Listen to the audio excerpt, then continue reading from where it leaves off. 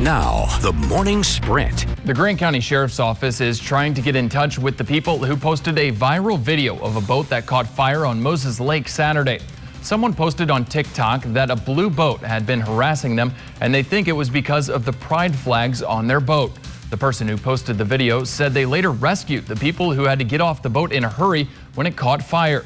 The Grant County Sheriff's Office says they've seen the video, but they're waiting to hear from the people who posted it before they decide what to do next. A misdemeanor was upgraded to a felony when a man accused of trespassing resisted arrest. According to Pasco Police, 37-year-old Johnny Baltazar Contreras refused to comply with officers during his arrest for trespassing over the weekend. Officers had to push Baltazar Contreras into the back seat of a police car. He flailed at an officer with his feet and kicked her throat and upper body. His charges were upgraded from a misdemeanor to a felony for assaulting an officer during a lawful arrest. The officer who was assaulted didn't have to miss any work due to her injuries. And Pasco police are looking for whoever fired their gun into the air outside a bar last month. According to police, on May 15th, a group of underage teens tried to get into Tipsy's Tavern on the 400 block of Lewis Street in Pasco. When they were denied entry, one teen then removed a pistol from his waist and fired 2 shots into the air. Police describe him as 16 to 18 years old, with his hair in cornrows and wearing a blue bandana around his neck. And as seen in the pictures, he was armed with a semi-automatic pistol. Anyone with information on this incident is urged to call Pasco Police.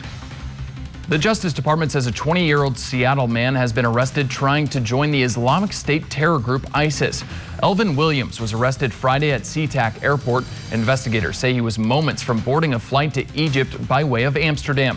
A plan to join and fight for ISIS he'd been plotting with men he didn't know were FBI sources.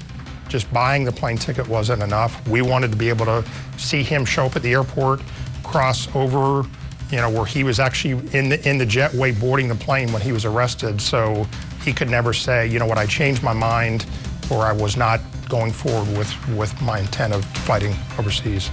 FBI agents were tipped off to Williams in 2017 and later again in 2020 when the leaders of a Seattle mosque contacted federal agents concerned over growing radical behavior.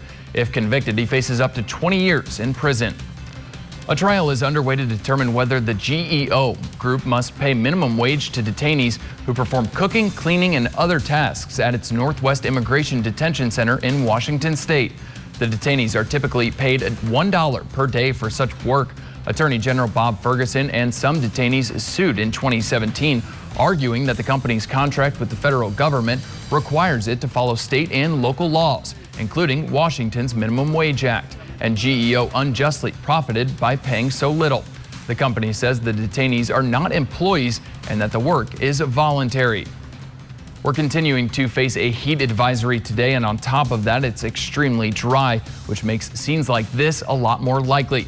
This is the Weber Canyon area near Benton City. The sheriff's office says people out shooting targets on public land started a brush fire.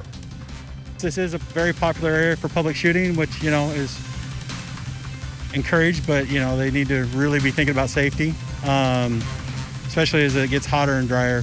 This canyon is very well known for getting those types of fires. The suspicion is this what caused this, but we won't know for sure until investigation is completed. The fire was contained at 10 acres by several agencies, including Benton County Fire District 5, the City of Richland, and the City of Pasco. The investigation into what started the fire is being taken over by the Bureau of Land Management. Today, the president will deliver remarks on the COVID-19 response and the vaccination program. And there are signs of progress, but experts say this pandemic is nowhere near over. In the U.S., the average daily number of new COVID-19 cases is below 20,000 for the first time since March of 2020. And the American Academy of Pediatrics reports the lowest number of new weekly cases in kids since early October. But kids made up about 25% of new cases last week. And now to the results of our poll question of the day. Earlier, we asked you, when do you think the pandemic will officially be declared over? 35% of you said later this summer, 4% of you said this year, and 61% of you said sometime next year. Thanks for weighing in. As we get you over to that hot forecast on this Wednesday, very comfortable start at least this morning with a mostly sunny sky. So the sun is back out. You can see from Richland's Columbia Point. We're talking about some record-breaking temperatures for today, and that heat advisory continues not only today, but it has been extended now through Thursday. That goes until 8 p.m. Thursday afternoon, as we're expecting one more day close to the triple digits by the end of the work week. Temperatures right now, we're at 58 in the Tri-Cities, 66 in Walla Walla, 59 in Ellensburg, and then sitting in at 61 degrees in Yakima. There's that high pressure system, so not much of a change out there for today. One noticeable change that we could have out there for the day on Thursday, a few of those thunderstorms popping up over central parts of Oregon, so down to our south and southeast. We could see the wind, though. The wind will return Friday into the upcoming weekend, and that's what's going to usher in some cooler temperatures. We're going to be back down closer to average by Saturday and Sunday with some more sunshine and just some breezy conditions. But there are the numbers out there today, triple digits. 104 in the Tri-Cities with 102 in Walla Walla, 96 today in Ellensburg, and then 101 for Yakima. So your 7-day forecast, we're going to be down to about 90 degrees on Friday, breezy conditions this weekend, 81 Saturday, and even cooler on Sunday with the high of 77. Comfortable weather next week. And then your 7-day forecast for Yakima, also looking at some hot conditions next couple of days, still at 95 on Thursday, 87 on Friday, and then expecting those 70s for this weekend. Well, it's now time to reveal our 100% chance of wine winner this week. So congratulations to Jenny Reich. You were the first person to email me. You won a tasting for 4 to 14 Hands Prosser tasting room.